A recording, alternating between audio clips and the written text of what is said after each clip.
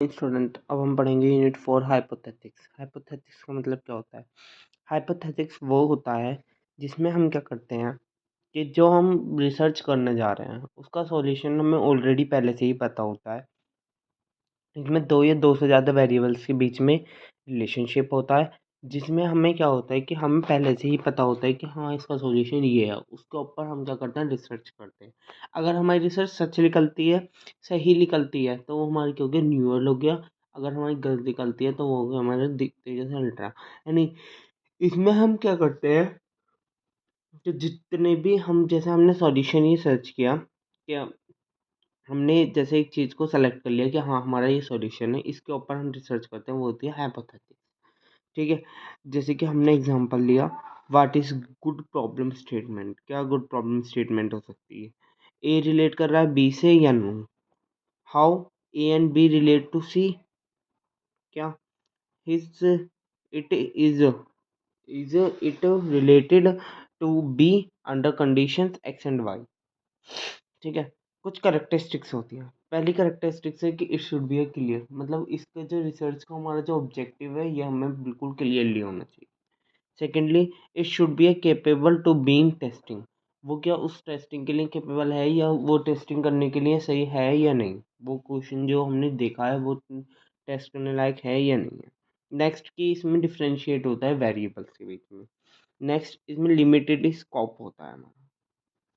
ठीक है, उसके बाद कौन सी है, इट इज़ अ कांस्टेंट, जिसमें हम क्या करते हैं कि जो हमारा टॉपिक होता है उसी के ऊपर हम क्या करते हैं, रिसर्च करते हैं। Next, it should be enable to testing.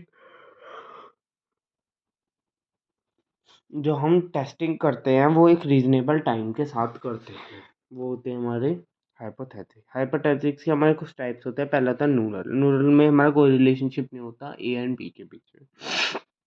ठीक है, किसी भी वेरिएबल के बीच में हमारे इसमें रिलेशनशिप नहीं होता, लेकिन हमारा अल्ट्रा जो होता है उसमें रिलेशनशिप होता है ए एंड बी के बीच में।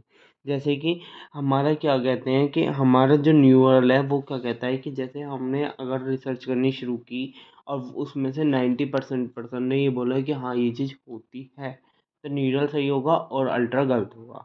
और अगर कहते हैं कि हमारी ये 90% रिलेशनशिप गलत है, तो वो न्यूरल अल्ट्रा सही होगा, उसमें न्यूरल गलत होगा।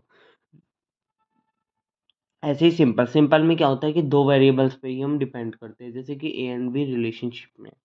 लेकिन रिलेशनशिप है ए एंड बी वेरिएबल में, लेकिन कॉम्प्लेक्स क्या होता है कि ए एंड बी के अलावा मोर रिलेशनशिप होते हैं, बहुत सारे उस पर डिपेंडेंट होते हैं। जो इंडिपेंडेंट वेरिएबल होते हैं वो डिपेंडेंट पे बहुत ज़्यादा डिपेंड होते हैं, और डिपेंडेंट वेरिएबल इंडिपेंडेंट पे डिपेंड होते हैं। स्टैटिकल, एम्फेरिकल और एसोसिएट एंड कैजुअल, ये नेक्स्ट वीडियो में पढ़ेंगे हम। ठीक है, इसमें क्या करते हैं, इसका मेन मोटिव जो होता है, इसका मेन मोटिव ये होता है कि जिस भी क्वेश्चन पे हमारा इम्पैक्ट ज़्यादा पड़ेगा, उसमें से अगर हमारा न्यूरल सही होगा तो न्यूरल सही होगा। अगर उस क्वेश्चन का इम्पैक्ट ज़्यादा पड़ रहा है तो वो सही होगा, और अगर दूसरा अल्ट्रा सही होगा तो उस पर अल्ट्रा पे ही अल्ट्रा सही होगा, न्यूरल गलत होगा फिर।